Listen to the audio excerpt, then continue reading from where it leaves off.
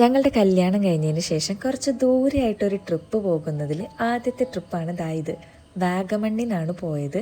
കഴിഞ്ഞതിൻ്റെ മുമ്പത്തെ ശനിയാഴ്ചയാണ് പോയത്, അതായത് മഴയൊക്കെ തുടങ്ങുന്നതിന് മുൻപേ. അപ്പോൾ പോകുന്ന വഴിക്ക് ആദ്യം ഞാൻ കുറച്ച് കഴിക്കാനുള്ള ഐറ്റംസൊക്കെ വാങ്ങിച്ചു വെച്ചിട്ടുണ്ടായിട്ട് എനിക്ക് ഈ ട്രിപ്പ് പോകുമ്പോൾ എന്തെങ്കിലുമൊക്കെ ഇടയ്ക്കിടയ്ക്ക് ഇങ്ങനെ കഴിച്ചുകൊണ്ടിരിക്കണം, അത് നിർബന്ധം.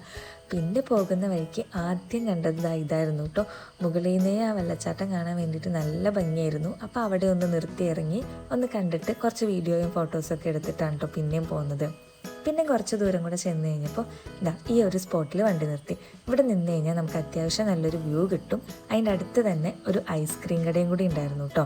പിന്നെ ഇതിൽ മേഘം മുകളിൽ നിൽക്കുന്നതുണ്ടോ, ആ മേഘം നിൽക്കുന്നതിൻ്റെ ഷാഡോ വന്ന് ആ ഒരത്രയും ഭാഗം മാത്രം നിഴൽ വന്ന് തണലായിട്ട് നിൽക്കുന്നത്, അത് കാണാൻ തന്നെ നല്ല രസമായിരുന്നു കേട്ടോ. പിന്നെ അവിടെ നിന്ന് 2 ഐസ്ക്രീമൊക്കെ മേടിച്ച് നേരെ വാഗമൺ മല അങ്ങ് കയറി തുടങ്ങി കേട്ടോ.